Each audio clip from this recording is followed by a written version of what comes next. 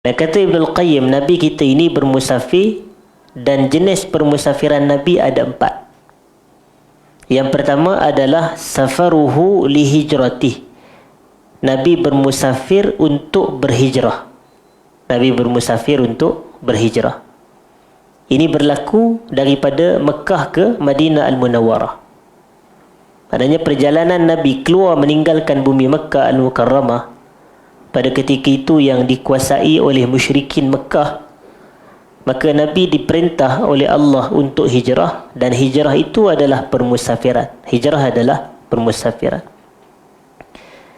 Dan permusafiran yang kedua Nabi adalah wasafaruhu lil jihad. Nabi bermusafir untuk berjihad. Untuk berjihad. Dan lil jihad merujuk kepada lil qital, untuk berperang. Jadi permusafiran Nabi, Nabi keluar daripada kediaman baginda untuk baginda berjihad.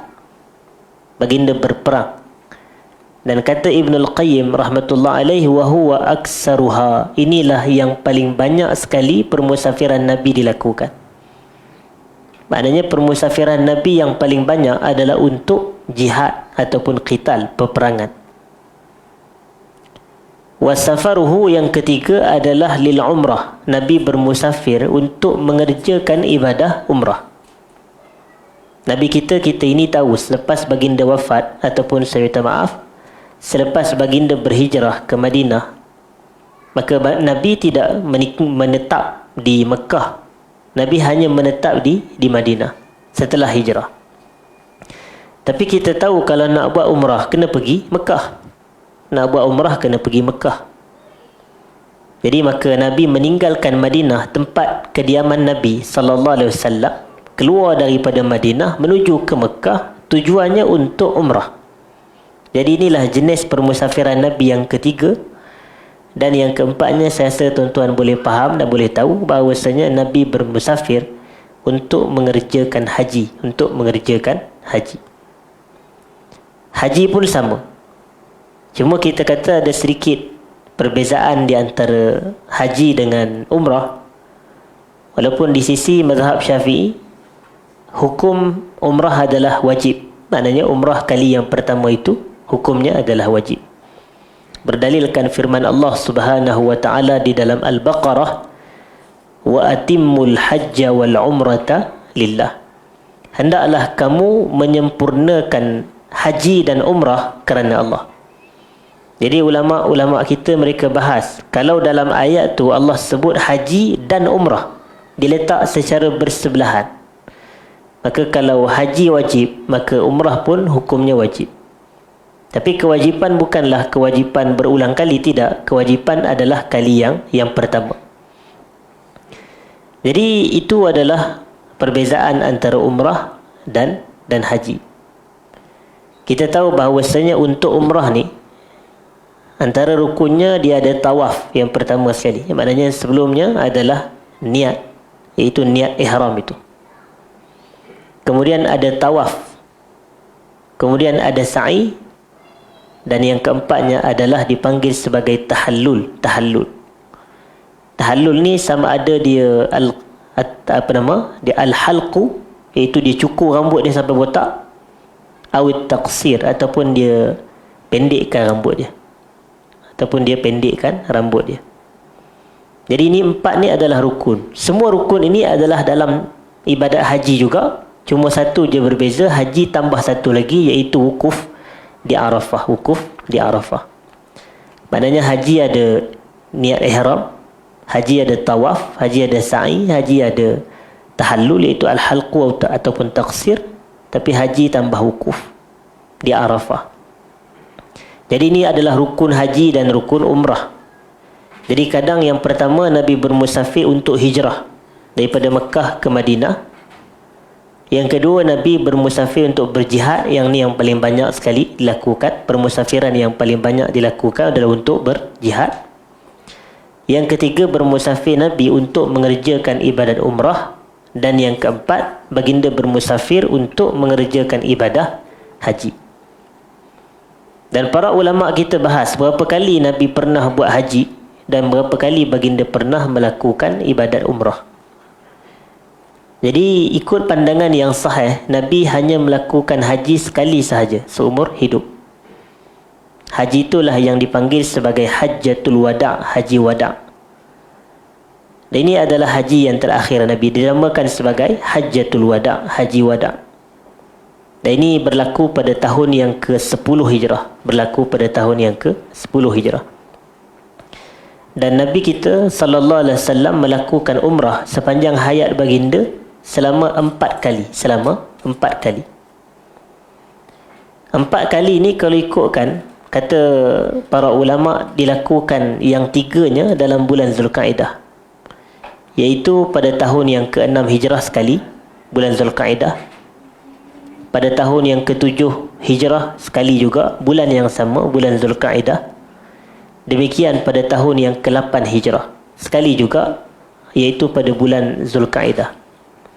Jadi maknanya tahun ke-6 Hijrah, ke-7 Hijrah, ke-8 Hijrah, Nabi ada buat ibadat umrah.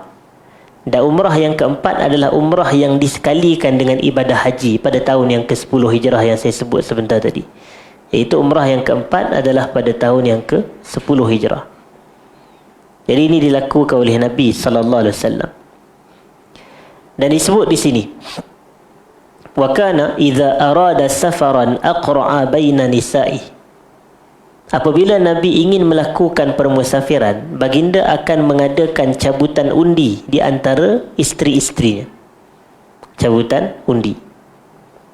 Cara cabutan undi ni adalah dengan menggunakan saham, iaitu anak panah. Hadirin sidang jemaah, menggunakan anak panah.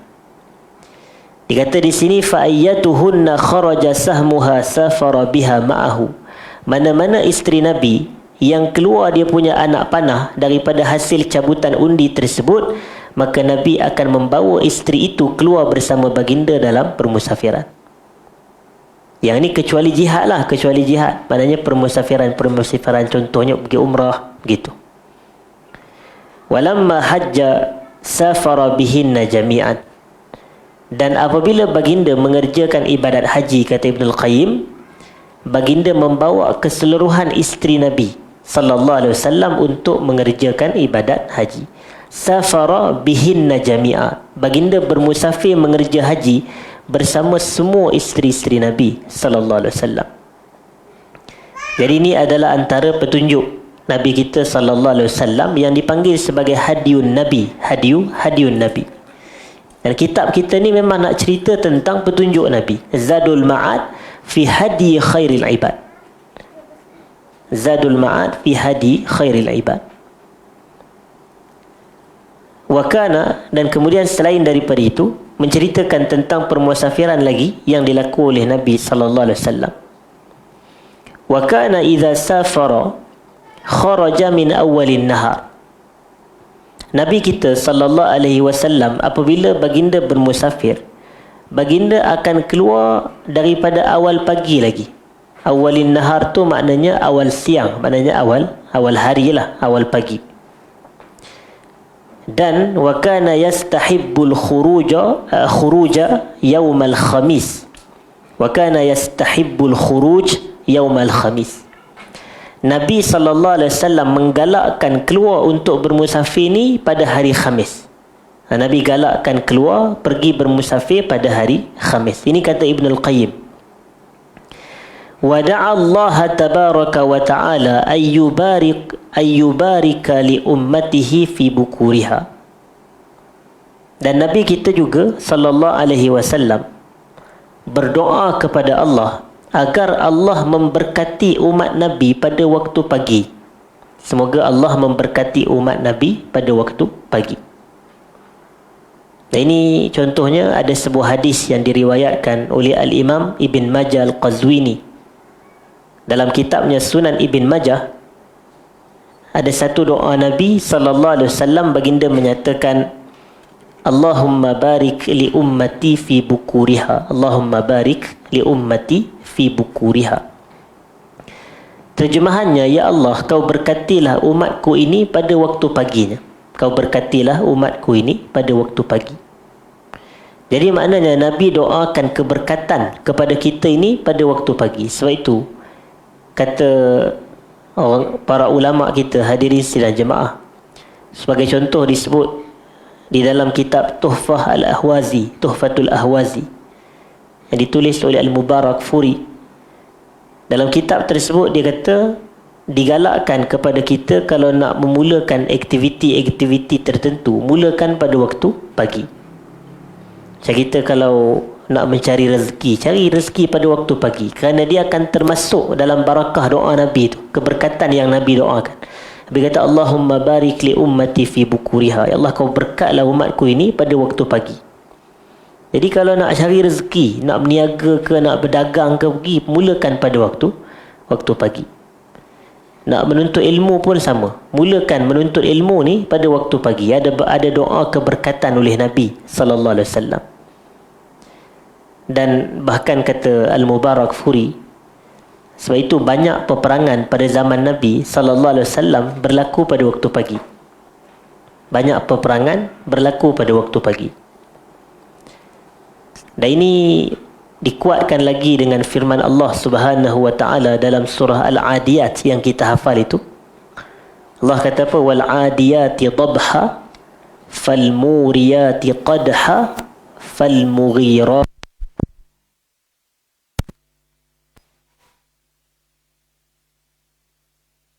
Kuda perang yang berlari kencang tu. Dan dikatakan fal mughirati subha, pada waktu subuh, dan subuh adalah pada waktu pagi. Jadi maknanya kuda pergi berperang pada waktu pagi, menunjukkan peperangan berlaku pada waktu pagi. Kenapa? Kerana nak memasukkan kita dalam doa keberkatan oleh Nabi sallallahu alaihi wasallam.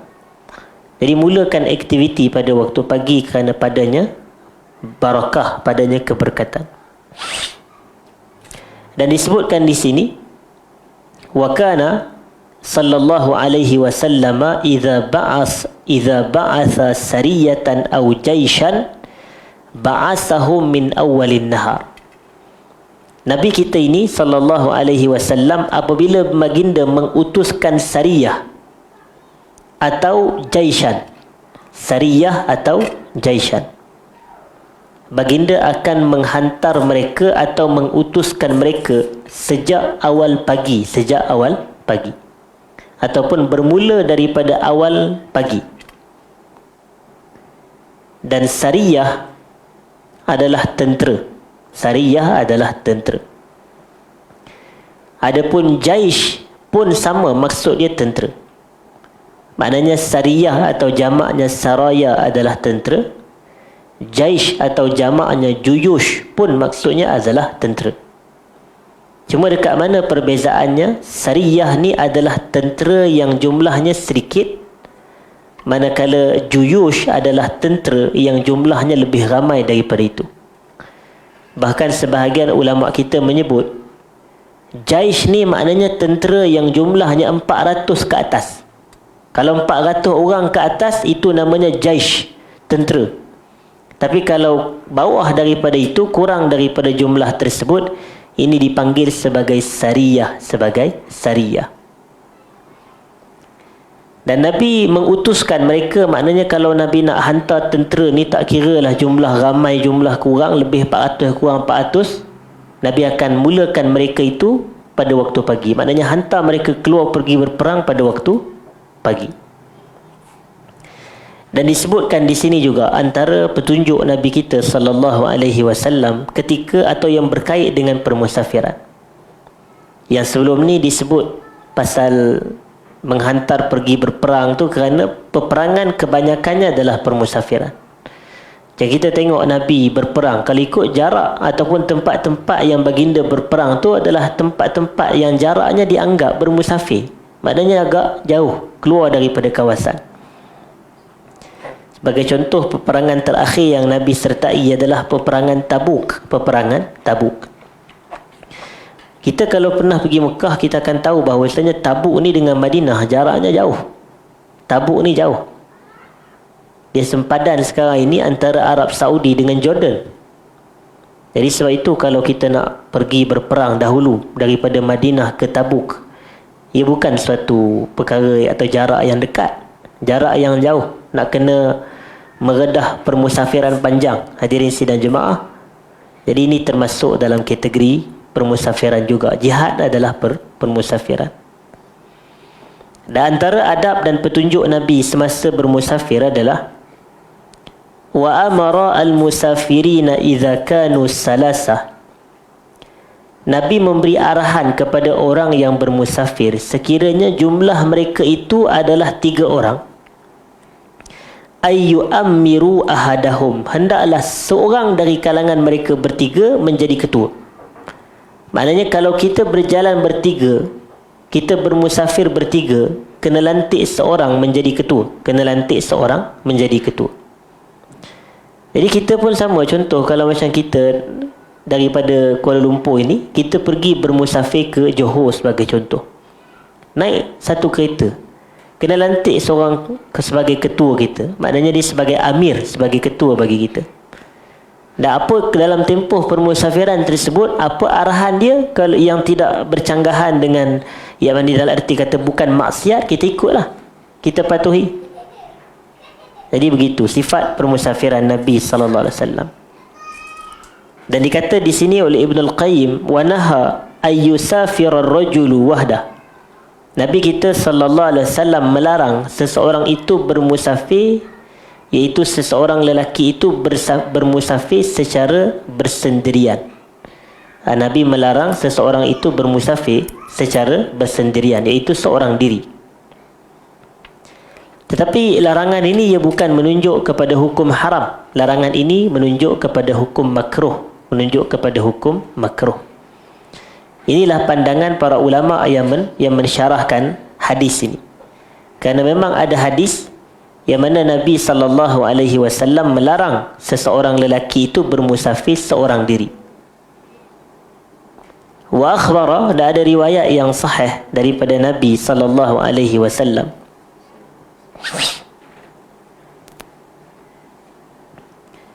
Baginda mengatakan, anna ar-rakiba syaitan war-rakibani syaitanan was-salasah rakbun was-salasah rakbun. Hadis ini adalah hadis yang sahih daripada Nabi sallallahu alaihi wasallam. Dan Al-Imam An-Nawawi dalam kitabnya Riyadhus Salihin, beliau memasukkan hadis ini dalam kitab Adabus Safar, adab-adab bermusafir, iaitu bab anjuran dan tuntutan untuk kita mencari peneman semasa kita bermusafir. Maknanya nak bermusafir kena cari peneman. Dan hadis ini terjemahannya adalah wa akhbarani, makna dia kata Ibn Al-Qayyim, Nabi kita sallallahu alaihi wasallam memberitahu bahawasanya seseorang yang menaiki haiwan tunggangan, ar-rakib, maknanya seseorang yang pergi bermusafir berjalan, dia adalah syaitan. Ini kata Nabi SAW. 2 orang yang pergi adalah 2 syaitan.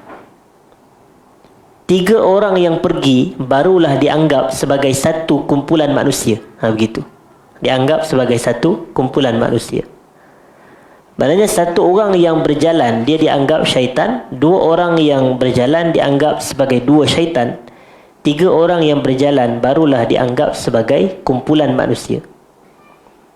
Tapi hadis ni kita kena faham melalui syarahan para ulama kita. Melalui syarahan para ulama kita. Sebagai contoh, kita tengok kepada syarahan ulama-ulama hadis. Mereka kata maksud dia sebenarnya begini. Bukanlah orang yang bermusafir seorang-seorang tu dia tu diumpama dengan syaitan, tidak. Tapi maksud dia, kalau kita bermusafir seorang, syaitan akan ganggu kita. Begitu maksud dia. Kalau kita bermusafir berdua pun syaitan akan mengganggu kita juga. Tetapi syaitan ini dia tidak akan kacau manusia yang dalam jumlah yang ramai. Begitu. Jadi kalau kita bersama dengan jamaah, kalau kita bersama dengan satu kumpulan manusia, maka syaitan tidak akan ganggu. Dan ini disebut dalam banyak kitab-kitab yang ditulis oleh ulama-ulama kita.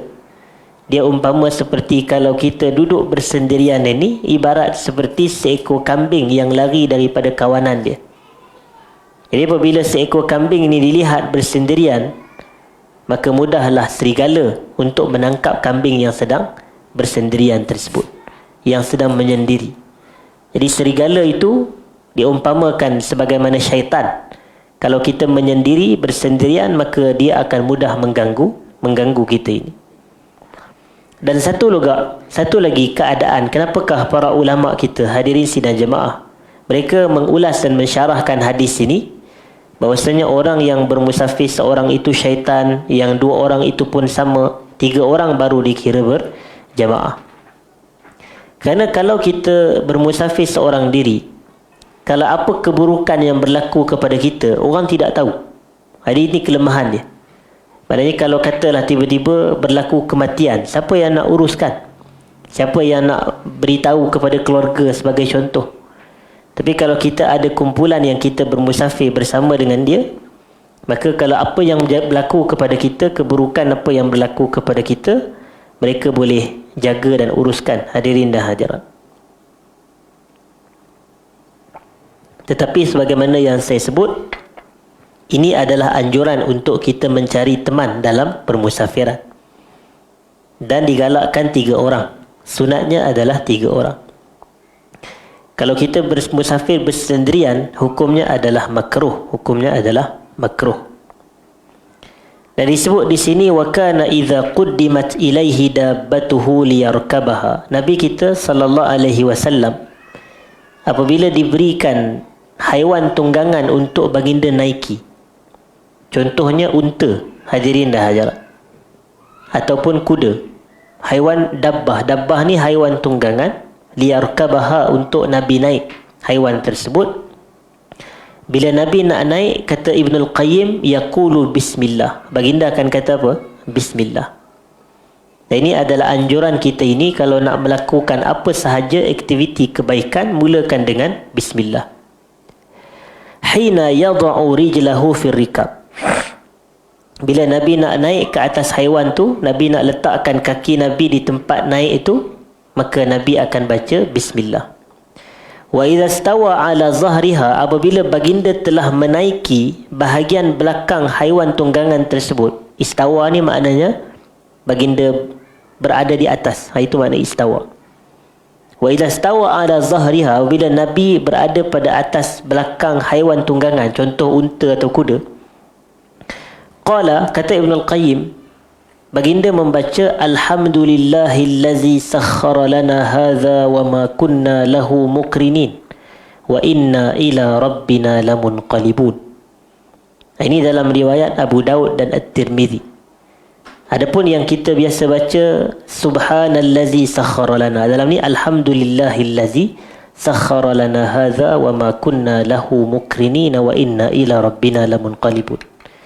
Cuma yang kita selalu baca itu dalam riwayat Sahih Muslim. Itu dalam riwayat Sahih Muslim. Lafaz dia subhanallazi sakhkhara lana hadza wa ma kunna lahu muqrinin wa inna ila rabbina lamunqalibun. Terjemahan dia adalah, kalau yang ni, segala puji bagi Allah yang telah mempermudahkan kepada kami haiwan ini. Maknanya untuk kita menaiki dia, kita tunggang dia. Wa ma kunna lahu muqrinin, kita ni tak mempunyai kekuasaan pun ke atas haiwan ni, nak bagi dia tunduk kepada kita, nak bagi dia ikut cakap kita arah mana kita nak tuju. Wa ma kunna lahu muqrinin wa inna ila rabbina lamunqalibun, kepada Allah lah kami akan kembali, kepada Allah kami akan kembali. Tapi kalau kita ubah kepada subhanallazi sakhkhara lana, maka terjemahan dia akan jadi maha suci Allah yang telah mempermudahkan kepada kami haiwan ini. Begitu. Summa yaqul, setelah Nabi baca alhamdulillahillazi sakhkhara lana hadza wa ma kunna lahu muqrinin wa inna ila rabbina lamunqalibun, Nabi pun membaca alhamdulillah, alhamdulillah, alhamdulillah. Kemudian Nabi baca Allahu akbar, Allahu akbar, Allahu akbar. Maknanya alhamdulillah 3 kali, Allahu Akbar 3 kali.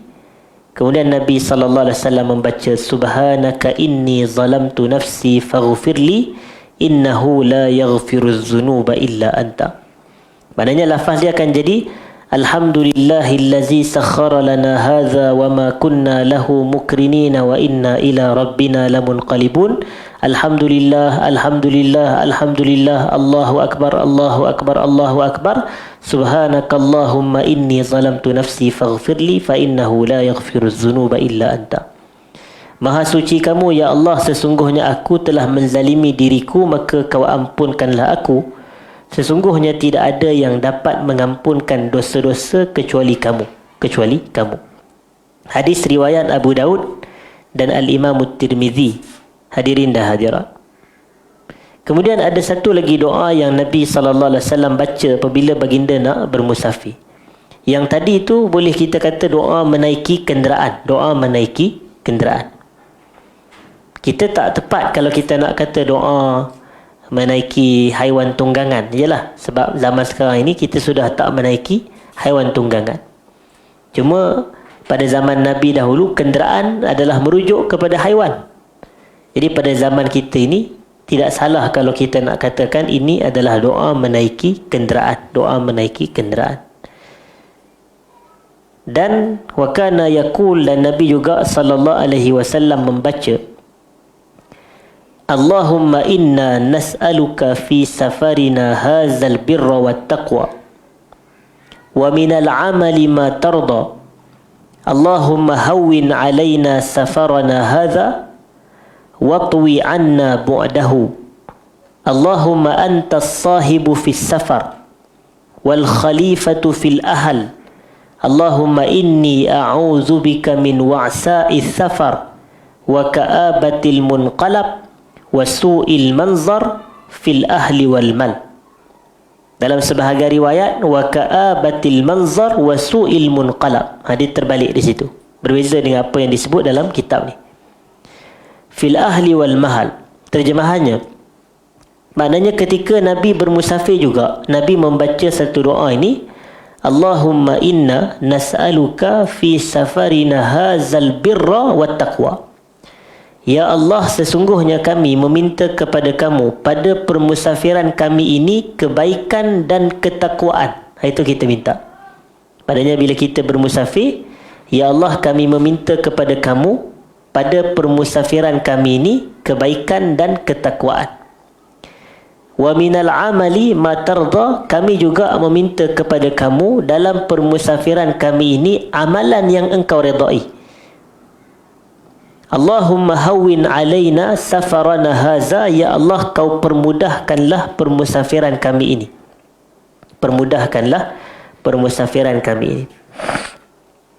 Kerana bermusafir ni ada satu hadis Nabi kata as-safaru qit'atun minal azab. Safar adalah suatu cebisan azab. Safar ini, permusafiran adalah satu juzuk daripada azab. Jadi sebab itu kita minta Allahumma hawwin alaina safarana haza. Hawwin alaina maknanya yassir lana, iaitu kau permudahkanlah kami permusafiran kami ini. Watwi anna bu'dah. Watwi anna bu'dah ni terjemahannya adalah dan kau dekatkanlah jaraknya yang jauh kepada kami. Dekatkanlah jaraknya yang jauh kepada kami. Dalam erti kata, supaya perjalanan tu walaupun panjang, kita taklah rasa ia terlalu meletihkan, taklah terasa yang dia terlalu jauh sehingga kita menjadi begitu penat. Allahumma antas sahibu fis safar wal khalifatu fil ahl. Ya Allah, sesungguhnya engkau adalah yang menemani. As-sahib ni adalah yang menjaga, yang menemani kita dalam permusafiran kita. Wal khalifatu fil ahl, dan engkaulah pengganti pada keluarga yang ditinggalkan. Bila contoh kita bermusafir, kadang kita ada meninggalkan keluarga kita di rumah sebagai contoh. Jadi ketika kita musafir itu Allah yang teman kita, tapi keluarga kita yang di rumah tu Allah juga yang jaga. Begitu. Allah juga yang jaga. Kerana penjagaan dan penguasaan Allah ni meliputi setiap sesuatu, meliputi segala-galanya. Iaitu Allah ni dia tidak jaga kita sahaja yang sedang bermusafir, keluarga kita yang ditinggalkan di rumah pun Allah yang menjaga dan melindungi mereka. Lalu kata Nabi sallallahu alaihi wasallam, Allahumma inni a'udzubika min wa'sa'is safar. Ya Allah, sesungguhnya aku memohon perlindungan kamu daripada segala kesulitan dalam permusafiran. Wa'sa' ni adalah syiddah, keperitan, kesulitan, kesukaran. Jadi maksud dia akan seolah Allahumma inni a'udzubika min syiddatis safar, begitu. Ya Allah, aku mohon perlindunganmu daripada kesulitan, kesusahan dalam permusafiran. Wa ka'abatil munqalab. Maksud dia adalah dalam sebahagian riwayat dia kata wa ka'abatil manzar. Wa ka'abatil manzar ni maknanya wajah yang berubah disebabkan terlalu penat, terlalu letih, terlalu jauh permusafiran, berubah dia punya wajah tu. Maknanya daripada keletihan dan keperitan daripada permusafiran. Wasu'il manzar fil ahli wal mal. Dan kalaulah kami apabila kami pulang kembali kepada keluarga kami, kau lindungilah kami daripada melihat sesuatu yang buruk daripada mereka. Ini juga berkait dengan permusafiran. Maknanya kita balik ke rumah, kita sampai-sampai kita tengok ada yang buruk daripada keluarga kita ataupun harta benda kita. Hadirin sidang jemaah. Wasu'il manzar fil ahli wal mal. Wa idza raja'a qalahunna wa zada fihin. Dan apabila baginda sallallahu alaihi wasallam pulang daripada permusafiran, sama juga baginda baca juga doa ini. Maknanya dalam perjalanan pulang pun Nabi pun sallallahu alaihi wasallam membaca doa yang sama. Allahumma inna nas'aluka fi safarina hadzal birra wat taqwa wa minal amali ma tarda. Allahumma hawwin alaina safarana hadza watwi anna bu'dahu. Allahumma antas sahibu fis safar wal khalifatu fil ahl. Allahumma inni a'udzu bika min wa'sa'is safar wa ka'abatil munqalab wa su'il manzar fil ahli wal mal. Cuma Nabi tambah daripada doa ni, aibuna taibuna abiduna li rabbina hamidun. Ini doa pulang daripada permusafiran. Kita pun sama, kalau kita bermusafir, kita pulang daripada permusafiran kita baca doa ni. Aibun ni maknanya kami pulang. Aibun maknanya kami pulang. Taibun dalam keadaan bertaubat. Abidun dalam keadaan kami ni mengabdikan diri kepada kamu. Li rabbina hamidun, dan kepada Tuhan kami memuji. Kepada Tuhan kami memuji.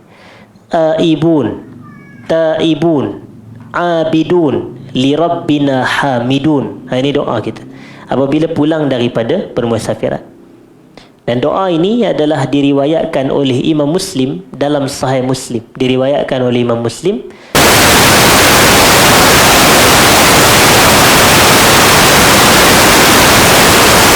Inna nas'aluka fi safarina hadzal birra wa taqwa, itu sampai selesai fil ahli wal mal. Kemudian bila kita pulang daripada permusafiran, kita baca aibun, taibun, abidun, li rabbina hamidun. Hadirin dah hadirat, kami pulang dalam keadaan bertaubat, dalam keadaan mengabdikan diri kepadamu, dan kepadamu kami memuji. Maksudnya kami sebagai individu, insan yang memuji kepada kamu, ya Allah. Begitu. Wa kana huwa wa ashabuhu sallallahu alaihi wasallam idza alaw as-sanaya kabbaru wa idza habatu al-awdiyata sabbahu. Terjemahan. Nabi kita sallallahu alaihi wasallam dan para sahabat radhiyallahu anhum ajma'in, apabila mereka bermusafir, mereka mendaki bukit-bukit. Contohnya, mereka menaiki bukit-bukit. Sampai ke puncak bukit, bila nak naik bukit ataupun nak naik kepada gunung atau tempat yang tinggi, mereka akan membaca takbir, kabbaru. Mereka akan bertakbir. Maknanya naik ke tempat tinggi, Allahu Akbar, begitu. Wa idza habatul awdiyata sabbahu, dan apabila mereka turun ke lembah-lembah, mereka akan apa? Sabbahu, bertasbih. Jadi naik atas bukit atau naik ke tempat tinggi, Allahu Akbar. Turun ke tempat rendah, subhanallah. Begitulah petunjuk Nabi sallallahu alaihi wasallam dalam bermusafir. Jadi kita pun sama. Ada sebahagian kita ni dia suka panjat bukit sekarang ni kan. Ada budaya panjat bukit, dia panggil hiking tak? Jadi naik ke bukit, macam-macam lah bukit tu lah, bukit ni lah. Kita pun tak tahu, kita Bukit Tungku je kot naik. Tapi tu pun tapi contohlah naik ke mana-mana bukit, hadirin dan hadirat. Jadi baca doa Allahu Akbar contoh. Turun ke tempat-tempat rendah, subhanallah. Ini petunjuk Nabi sallallahu alaihi wasallam dan para sahabat dalam bermusafir. Kemudian hadirin dan hadirat, kita nak tengok kepada bab yang berikutnya, masih dalam perbahasan permusafiran. Wa kana iza ashrafa ala qaryatin yuridu dukhulaha yaqul. Nabi kita ini sallallahu alaihi wasallam, kalaulah Nabi sampai kepada suatu perkampungan atau suatu kawasan, qaryah ni kawasan. Nabi nak masuk ke kawasan tersebut. Nabi nak masuk ke tempat tersebut. Yuridu dukhulaha yaqul, baginda akan berkata apa? Allahumma rabbas samawati sab'i wa ma azlalna. Ya Allah, wahai Tuhan kepada langit-langit yang 7 dan apa yang ia tutupi, apa yang ia naungi. Wa rabbal aradina sab' wa ma aqlalna. Dan Allah adalah Tuhan kepada 7 lapisan bumi, 7 lapisan bumi. Dan apa yang berada di dalamnya. Wa rabbas syayatin wa ma adlalna. Dan Allah adalah Tuhan kepada segala syaitan dan segala yang ia sesatkan. Wa rabbar riyah wa ma zaraina. Dan Allah adalah Tuhan kepada angin-angin dan apa yang ia tiupkan. As'aluka khaira hazihil qaryati wa khaira ahliha. Aku minta kepada kamu ya Allah kebaikan penduduk ini dan kebaikan saya minta maaf. Aku minta kepadamu ya Allah kebaikan kawasan ini dan kebaikan penduduknya. Begitu. As'aluka khaira hazihil qaryah wa khaira ahliha. Aku minta kepada kamu kebaikan kawasan ini dan juga kebaikan penduduknya. Wa a'udzu bika min syarriha. Dan aku mohon perlindunganmu ya Allah daripada keburukan qaryah ni, keburukan kawasan ini. Wa syarri ahliha. Dan keburukan kejahatan penduduknya. Wa syarri ma fiha. Dan kejahatan apa yang terdapat di dalamnya. Begitu. Dalam bahasa yang mudah, kalau kita nak masuk kepada satu-satu kawasan baharu yang kita nak pergi, maka kalau mungkinlah kita ni orang, kita tahulah kita mungkin susah nak hafal dalam bahasa Arab, tapi kita boleh baca terjemahan dia tadi. Maknanya contoh dalam bahasa yang mudah, ya Allah, wahai Tuhan kepada langit yang 7, wahai Tuhan kepada bumi yang 7, Tuhan kepada segala syaitan, Tuhan kepada angin, kami minta kepadamu ya Allah kebaikan tempat ni dan kebaikan penduduknya. Kami mohon perlindungan denganmu ya Allah daripada keburukan tempat ni dan keburukan penduduknya. Boleh juga macam tu. Kita baca dalam bahasa Melayu pun boleh. Yang penting kita nak minta kebaikan tempat tu dan penduduk, dan kita nak minta jauh daripada keburukan tempat tu dan penduduk yang ada di dalamnya. Begitu. Jadi nak masuk ke mana-mana kawasan, baca doa tersebut, hadirin dan hadirat.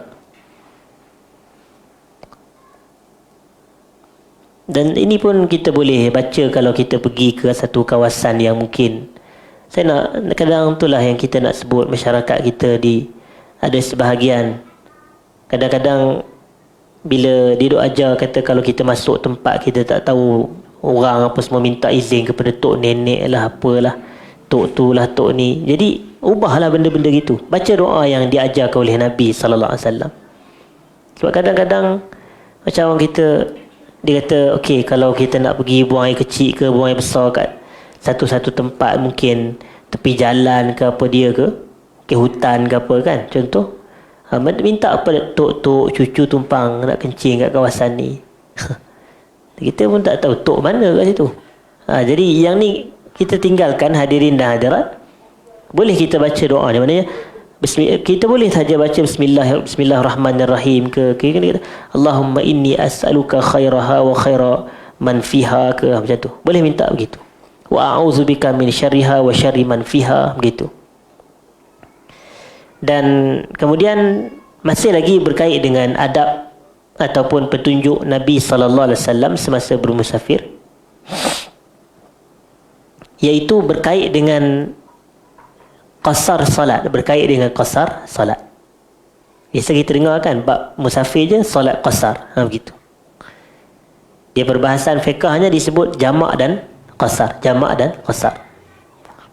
Sebenarnya jamak dan qasar ni adalah dua isu yang berbeza atau dua istilah yang berbeza. Jamak satu isu, qasar satu isu. Kadang-kadang orang kita ingat jamak qasar tu satu istilah yang sama sedangkan berbeza lah. Cuma mungkin situasinya hampir sama, itu pada situasi yang sama. Sama juga orang kita duk ingat akil baligh, satu istilah padahal akil satu isu, baligh isu yang lain. Maknanya akil tu orang yang berakal, lawan dia gila contoh. Baligh ni adalah orang yang telah sampai had umur untuk diwajibkan kepada dia taklifan syarak, hukum hakam syarak. Lawan dia kanak-kanak. Jadi kan dua benda yang berbeza tu. Jadi akil satu, baligh satu. Sama juga dengan jamak satu, qasar satu. Jadi penulis kitab dia nak bahas tentang qasar, didahulukan dengan qasar. Wa kana sallallahu alaihi wasallam yaqsuru rubaiyah. Nabi kita sallallahu alaihi wasallam baginda mengqasarkan salat 4 rakaat. Baginda mengqasarkan salat 4 rakaat. Jadi apa makna qasar? Qasar ni memendekkan bilangan rakaat salat daripada 4 kepada 2. Salat yang boleh diqasarkan hanyalah salat rubaiyah sahaja, iaitu salat 4 rakaat. Tidak ada qasar salat pada salat sunaiyah 2 rakaat. Seronoklah begitu kalau 2 rakaat pun nak diqasarkan. Jadi berapa kalau 2 rakaat nak diqasarkan? Tu kalau jadi satu, ada orang diqasarkan jadi kosong. Jadi tidak boleh qasarkan salat sunaiyah seperti subuh. Dan tak boleh kita nak qasarkan salat sulasiyah, iaitu salat 3 rakaat. Jadi salat yang boleh diqasarkan hanyalah salat rubaiyah, hadirin dan hadirat, salat zuhur dan juga asar dan juga isyak. Salat 4 rakaat. Fayusalliha raka'ataini min hina yakhruj musafiran ila ay yarji'a ila al-Madinah. Nabi SAW melakukan salat ini sebanyak 2 rakaat bermula apabila baginda keluar bermusafir sehinggalah baginda pulang kembali ke Madinah. Maknanya dalam tempoh permusafiran Nabi melakukan qasar salat. Nabi melakukan qasar salat. Walam yasbut anhu sallallahu alaihi wasallam annahu atamma ar-rubaiyata fi as-safaril battah, kata Ibn al-Qayyim. Tidak sabit daripada Nabi SAW bahawasanya baginda melakukan salat tamam 4 rakaat dalam permusafiran. Tak ada satu riwayat pun. Tak ada satu pun riwayat yang menceritakan Nabi SAW salat penuh ketika musafir. Itu maksud dia. Maknanya untuk salat 4 rakaat. Maknanya apa? Sepanjang musafir Nabi hanya apa? Qasar. Nabi hanya qasar. Nabi tidak tamam. Lawan kepada qasar ni tamam, iaitu salat penuh. Salat dengan rakaat yang lengkap. Qalat Aisyah radhiyallahu anha. Sayyidah Aisyah radhiyallahu anha, isteri Nabi sallallahu alaihi wasallam, beliau berkata, "Furidatis salatu rak'ataini rak'atain. Falamma hajara Rasulullah sallallahu alaihi wasallam ila al-Madinah zida fi salatil hadar wa uqirrat salatus safar." Kata Sayyidah Aisyah, salat ni asalnya difardukan 2 rakaat, 2 rakaat. Apabila Nabi SAW berhijrah ke Madinah, ditambah maknanya pada salat hadir 4 rakaat. Maknanya salat adalah kekal 4 rakaat. Manakala jumlah 2 rakaat itu tadi kekal pada salat ketika bermusafir. Maknanya jumlah 2 rakaat itu tadi kekal apabila kita salat bermusafir. Maknanya ketika bermusafir adanya qasar salat daripada 4 rakaat kepada 2 rakaat. Hadirin sidang jemaah. Ini disebut oleh Ibn al-Qayyim. Wa fi sahih al-Bukhari, di dalam sahih al-Bukhari kata Ibn al-Qayyim, an Ibn Umar radhiyallahu anhuma, daripada Ibn Umar radhiyallahu anhu, qala, beliau berkata, sahibtu Rasulullah sallallahu alaihi wasallam fakana fi safar la yazidu ala rak'atain wa Abu Bakr wa Umar wa Utsman. aku pernah menemani Nabi SAW ataupun aku pernah bersama dengan Rasulullah. Fakana fis safar, baginda ketika bermusafir, la yazidu ala raka'atain, tidak pernah salat lebih daripada 2 rakaat. Maksudnya ketika Nabi bermusafir, Nabi tidak pernah salat lebih daripada 2 rakaat. Maknanya Nabi qasarkan salat, Wa Abu Bakr wa Umar wa Uthman. Maknanya dia punya ayat dia akan jadi macam ni. Maknanya sahibtu Rasulullah sallallahu alaihi wasallam wa Abu Bakr wa Umar wa Uthman. Itulah maksud dia. Dan aku juga bersama dengan Abu Bakar, ada Abu Bakar pun begitulah sifat dia ketika bermusafir. Aku juga bersama dengan Umar, dan Umar pun begitulah sifat salatnya ketika musafir. Dan aku juga pernah bersama dengan Uthman radhiyallahu anhum ajma'in, dan itulah sifat mereka dalam melakukan salat ketika bermusafir. Artinya mereka mengqasarkan salat.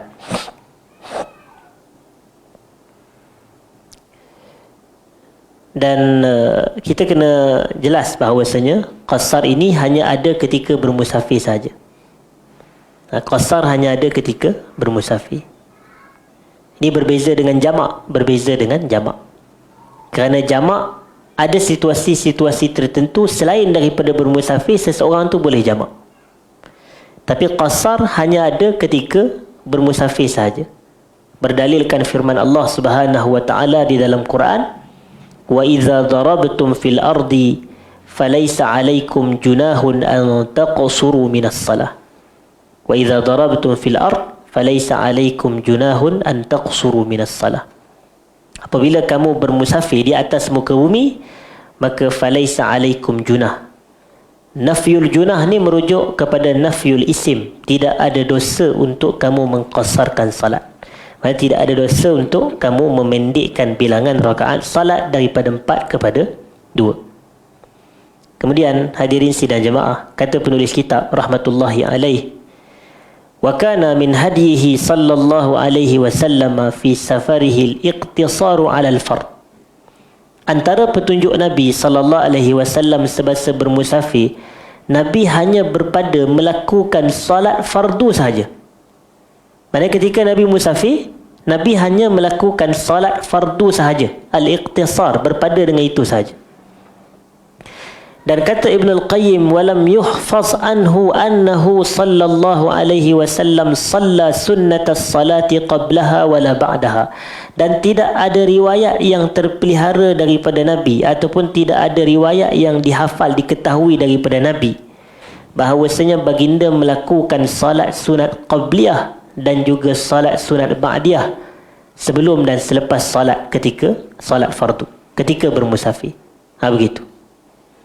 Illa, tapi ada pengecualian, illa ma kana minal witri wa sunnatil fajr, kecuali salat witir dan salat qabliyah subuh saja.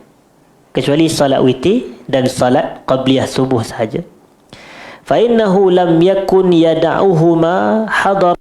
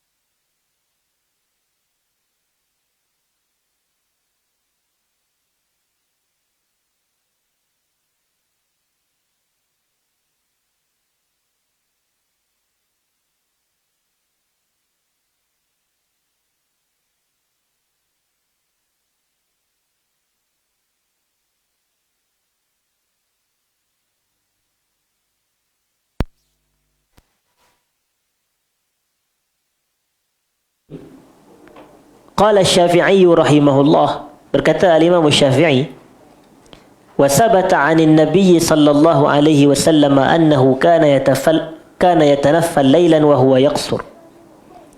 telah sabit daripada Nabi sallallahu alaihi wasallam bahawasanya Nabi melakukan salat nafilah pada waktu malam dalam keadaan baginda mengqasarkan salat.